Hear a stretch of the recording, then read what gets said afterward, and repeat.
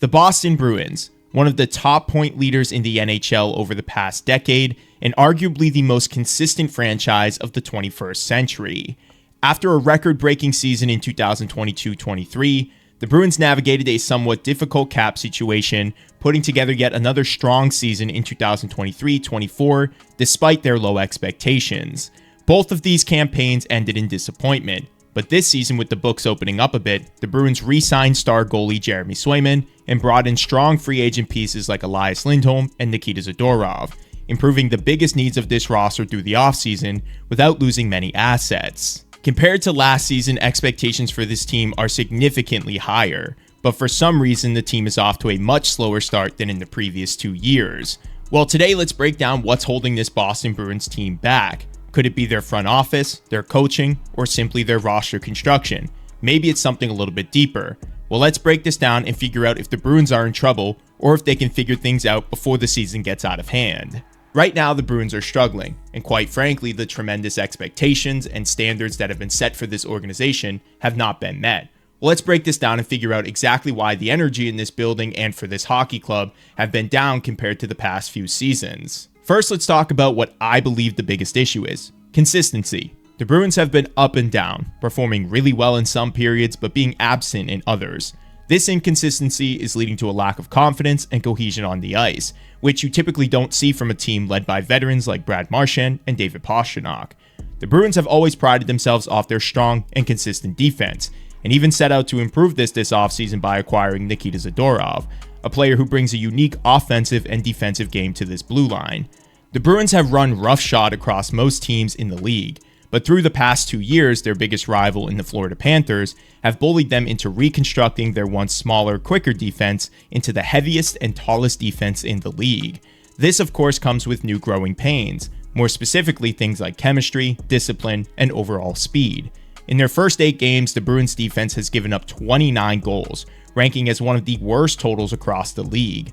Their defense seems to impose on teams physically, but technically, they're completely off with their demeanor and timing. A big issue I have noticed is their lack of effort, especially when it comes to chasing pucks deep and protecting the puck from heavy forechecks. Boston's defense, being the largest in the league, should be bodying down forwards and meeting players at the blue line through physicality. Unfortunately, though, their laziness has translated to the team using their sticks over their bodies, which in turn has led to more opposing goals and, more noticeably, more penalties. Consistency is going to be the biggest thing we need to highlight for the Bruins moving forward, especially with their blue line. Right now, the Bruins are lacking talent in their top 6 outside of guys like Lindholm, Pastrnak, and Marchand. The team has a lot of holes in their winger position, and in order to make up for that, their defense needs to play at a high level. It's why the team invested so much money into them this offseason. Now, a big thing that we need to talk about with this defense not only is their consistency, but also their accountability, something that I think they're heavily lacking in through their first 8 games. Now, the reason I'm bringing up accountability is because the Bruins are playing a very uncharacteristic brand of hockey right now. So let's discuss the biggest Achilles heel for this team, which is their penalty minutes. This season, it feels like every game the team is spending more time on the penalty kill than on 5-on-5. Is this a discipline issue, or maybe are players just adapting poorly to the game's flow? Either way, it's as if they're forgetting the fundamentals of staying out of the box, which can often be a death sentence for any NHL team in today's league. The stats don't lie.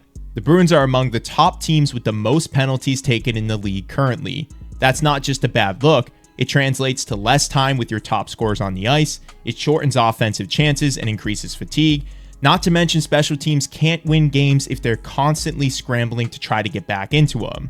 Right now, at the date of this recording, the Boston Bruins league-wide have taken the most penalties with 52 on the year, and the leader in their clubhouse is surprisingly their newest pickup on defense, Nikita Zadorov. The reason I'm bringing this up is because the Bruins have always been one of the strongest defensive teams since I've started watching them. They pride themselves on being a smart, physical team that plays disciplined hockey throughout the entire season, rarely taking penalties, but more importantly, when they do, they kill them off. This year, uncharacteristically, the Bruins sit 14th in the league when it comes to their penalty kill. And when you lead the league in overall penalties and you can't kill them off, this can be devastating to your defensive numbers. The easiest way to lose games in the NHL is through responsibility, or lack thereof.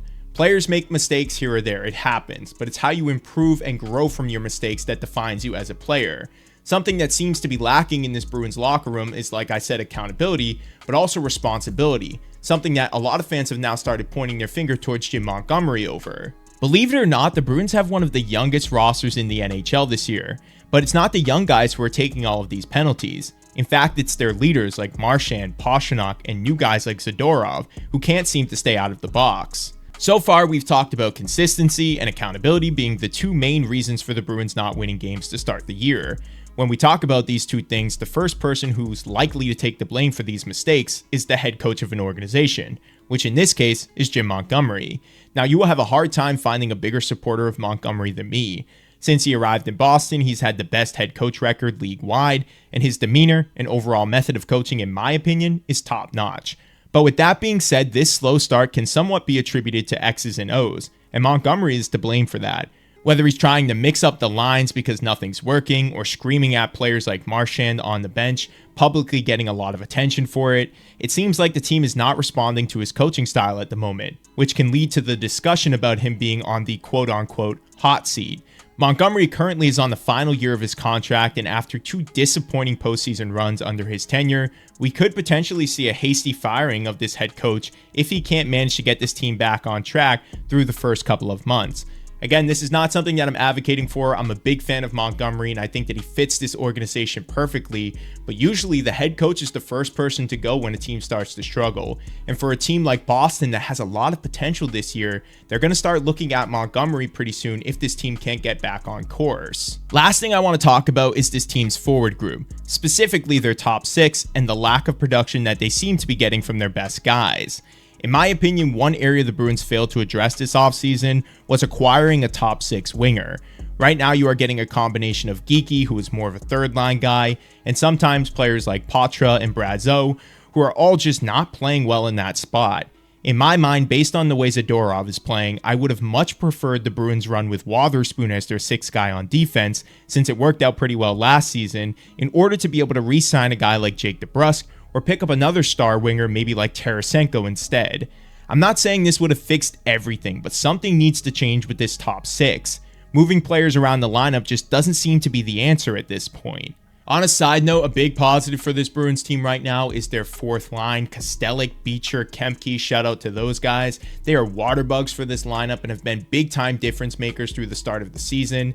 The only issue is these guys aren't going to play like this when it comes to the postseason, so you need to figure out the issues with your top six if you want to be able to stay competitive through the entire regular season and especially the postseason, because you're going to be looking towards your top six guys to produce come the playoff time, not really your bottom six guys. So what's the potential fallout here? If the Bruins can't shake this slow start, repercussions may ripple through the organization. It could lead to frayed relationships between players and coaches, or even the front office looking to make drastic changes to this roster, whether that's in firing their head coaches or moving off of franchise players who fans seem to really adore. Either way, it's not the ideal situation for the team or for the fan base, so hopefully the team can figure out what's going on to start their season and fix that as the season progresses. So what does this all mean moving forward? Well, right now, I'm pretty optimistic about the Bruins, and I think that they can change all of this, but simply they just need to regroup. Pastrnak needs to find his high-end game again. Brad Marchand needs to return to form and bounce back from some of his off-season surgeries and injuries. And Jim Montgomery needs to find his voice again in this locker room and come up with a game plan that works for this team, allowing them to be more responsible and also holding them more accountable for their mistakes. But let me know what you guys think about all of this. Do you think that the Bruins are going to be able to bounce back from the rough start of their season and regroup? Or do you think that this is going to be a long-term problem and that they're going to suffer from this in the end?